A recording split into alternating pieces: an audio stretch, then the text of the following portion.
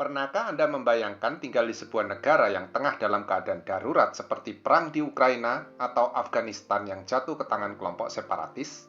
Atau negara yang pernah bangkrut seperti Yunani, Venezuela, dan Sri Lanka? Atau harus berjuang melawan hiperinflasi seperti Zimbabwe dan di Turki? Semua itu kondisi yang tidak main-main. Ada uang milik sendiri di bank pun akan sulit ditarik.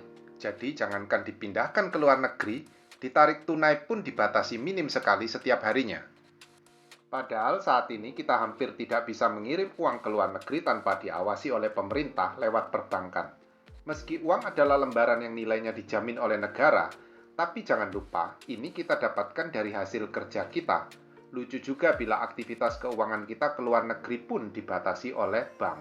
Bahkan yang disebut digital bank pun, Anda tidak bisa transfer uang ke luar negeri. Harus hadir di bank dan mengisi sejumlah formulir pengiriman uang ke luar negeri.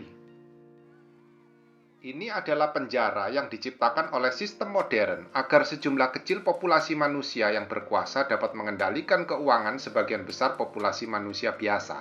Alasan demi keamanan, demi menjaga stabilitas ekonomi, demi menjaga pendapatan pajak dan lain-lain, sebetulnya menurut saya hanyalah formalitas.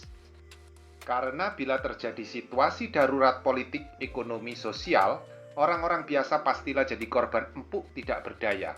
Pasti dipaksa mengikuti permainan, mau atau tidak. Lalu hal yang lain, pikirkan bahwa bila Anda tinggal di negara berkembang, bisa dipastikan pendapatan yang Anda hasilkan pasti hanya secuil dibandingkan dengan pendapatan orang-orang yang pekerjaannya sama dengan Anda tapi di negara yang lebih maju. Alasan bahwa pengeluaran di negara berkembang juga kecil dibanding negara maju sebenarnya hanyalah alasan untuk memaafkan kurang bagusnya kinerja pemerintahan dalam memajukan ekonomi. Apakah kita juga salah? Ya, mungkin. Tapi apakah adil setelah kita membanting tulang menghidupi diri dan keluarga, bila tiba-tiba negara Anda sedang mengalami guncangan politik atau kebangkrutan sehingga uang Anda lenyap diambil negara atau sulit untuk ditarik? Apa yang bisa Anda lakukan saat itu? Jangan mengatakan tidak mungkin, karena bila di negara lain bisa terjadi, maka di negara Anda pun bisa saja terjadi. Haruskah Anda percaya mati pemerintahan Anda, atau Anda punya cadangan rencana untuk hal terjelek? Itu adalah pilihan, bukan apa boleh buat.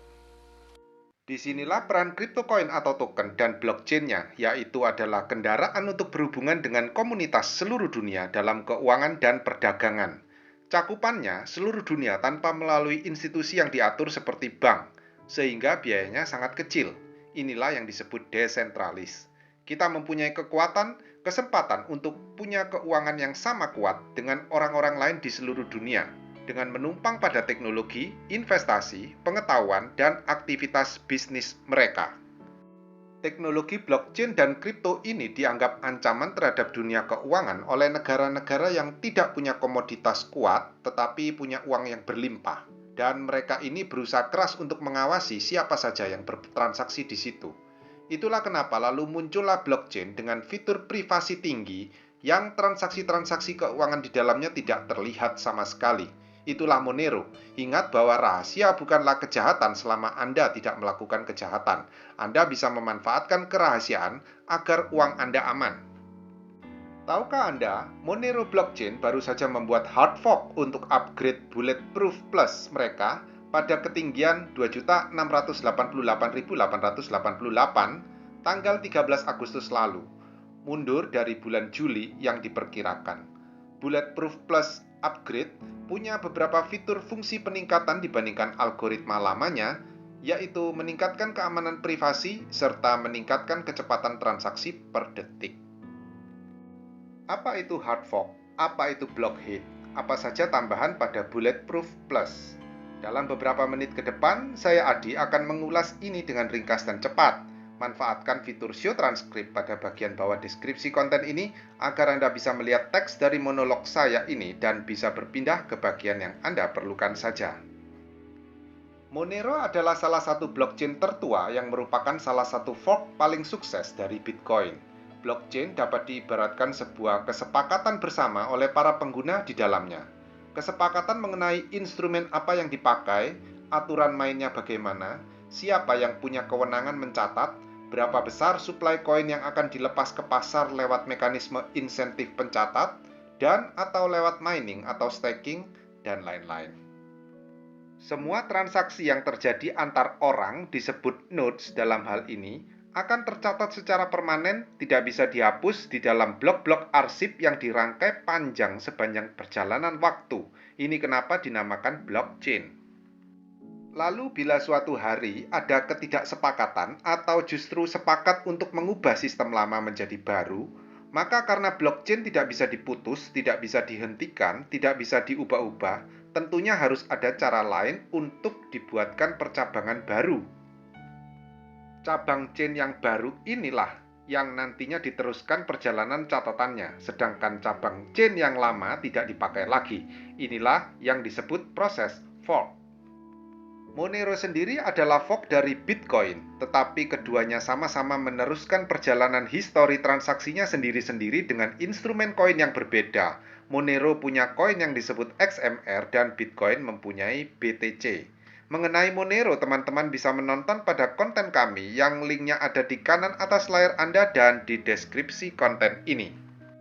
Bila blockchain diibaratkan sebuah buku, maka istilah blockhead itu ibarat halaman sebuah buku.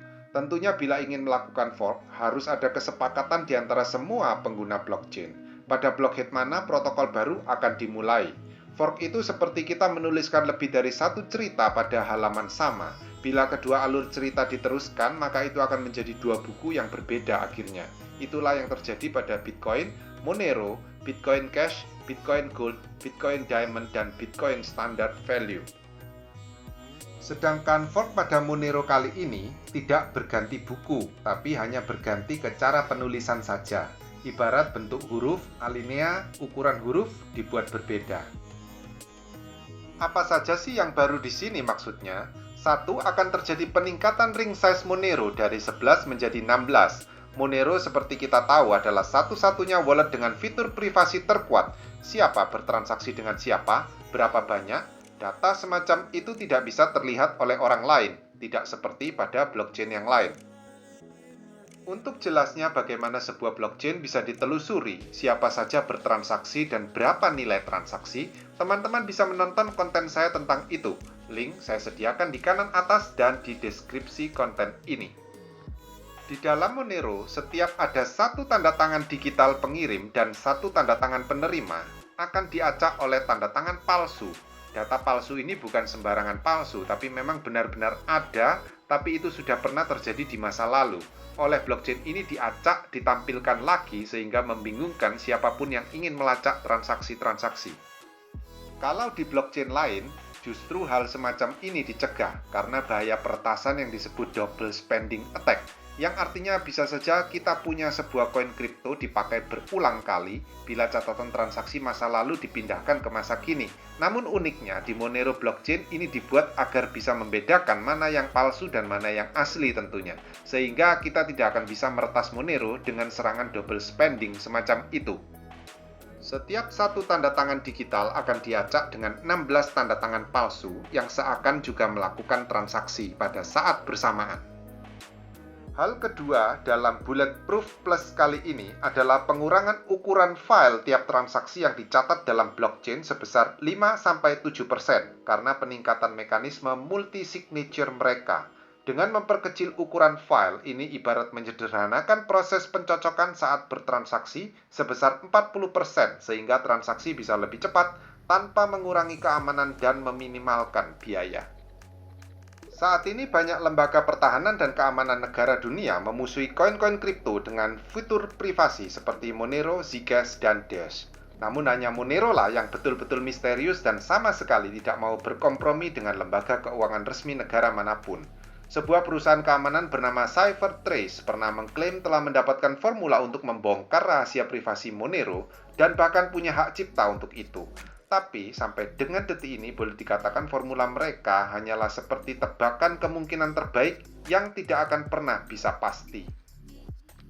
Satu-satunya celah yang masih mungkin ada pada Monero adalah pada masih bisa dipelajarinya pola IP address nodes yang saling terhubung. Developer pada komunitas Monero tahun depan berencana melakukan upgrade ke Monero 2 yang bisa mengacak bahkan hingga ke tahap IP address juga.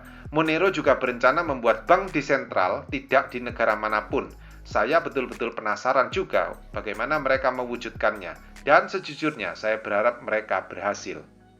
Demikianlah update kami tentang kemajuan Monero beberapa hari terakhir. Terima kasih atas perhatiannya. Berikanlah like, subscribe, nyalakan notifikasi, dan share konten ini bila Anda merasa informasi di sini bagus. Sampai jumpa pada konten kami selanjutnya.